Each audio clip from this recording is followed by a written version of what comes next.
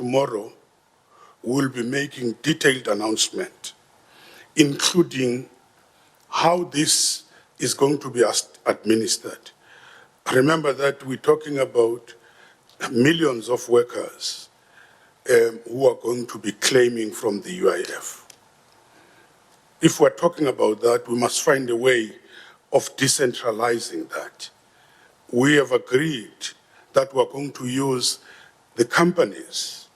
We're also going to use the bargaining councils, where we're going to advance the money to them and also allow them to pay those employees, but with very strict conditions. And there will be auditors who are following all those monies. There will be strict audits after the big storm, so that there's no abuse of the money. Let's continue following the story. I'm joined by our markets anchor, Arabile Gumede, who attended the briefing by the economic cluster. A very good afternoon to you, Arabile. We know that there's been a rash of measures announced to try and support South Africans financially during this coronavirus crisis. Do we have the money? Yeah, that's certainly the big question, isn't it, Nzinga? Good afternoon to you then.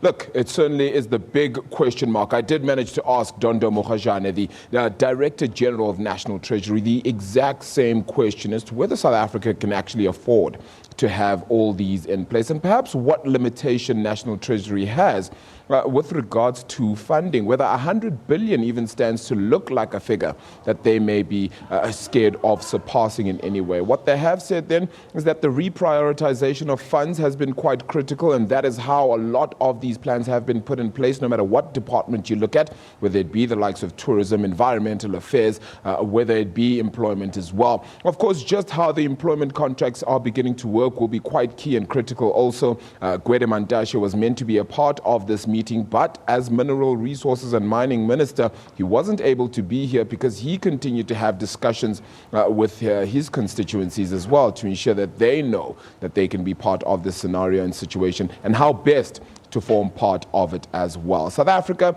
likely to go into negative territory when it comes to growth, so contraction then for 2020, especially considering that the South African Reserve Bank last week made it a negative 0.2%. Goldman Sachs expecting around 2.6% in negative territory as well, so a contraction there too. Dondo Mokgajane, the Director General of National Treasury, is saying all the indications are that things may go into negative territory. Of course, they can only confirm that at the medium-term budget policy statement. So with all that in mind, it is going to be very difficult to afford the packages that we may need, which may go beyond the 21 days as we have it. Nzinga. Arabile, we know that there's also been concern about the most vulnerable members of our society, in particular people who are either not working, who seem to be partly catered for, and people who are part of the informal sector.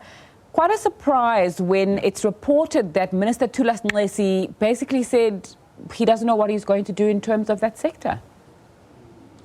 Yeah, sad reality, unfortunately, with that one.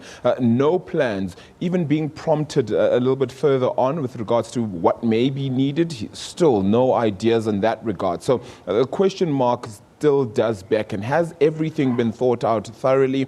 Perhaps not. There are a few kinks in the system, and this is what will be very critical from here on in. Thulas Nxesi did, however, say that later on today he is expecting a whole lot more pronouncements and suggestions and thoughts to come out later today that may give a clearer picture to where things are going for South Africa's economy. But Nzinga, I wanted to ask if I could touch on a few things here, and that's really just with South Africans perhaps going into a state of panic. What has been said by the president yesterday, as we take a look at some of these graphs and images perhaps, is just really around how South Africans need not panic, because the big issue now becomes stockpiling and how the retailers, as you ladies mentioned a little bit earlier on, may indeed to get more and more full. Avoiding to stockpile at a time like this. The resources of South Africa are certainly plentiful and will not run out in a time like this, is the reassurance we keep getting from government, the The president said it yesterday. We've heard it numerous times.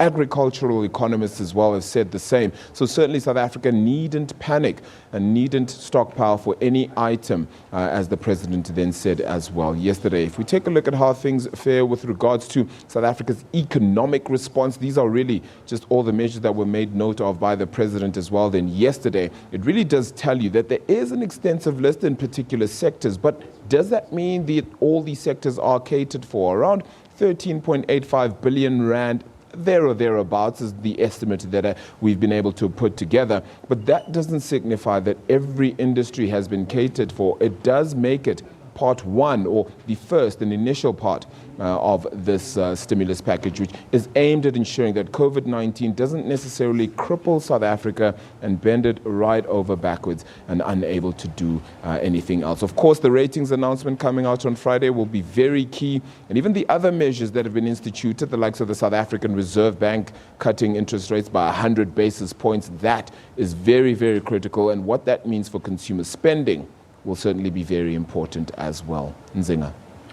Arabile Gumede giving us an update from Pretoria there. We attended that economic cluster briefing a little bit earlier on. Mpumelelo, it's over to you.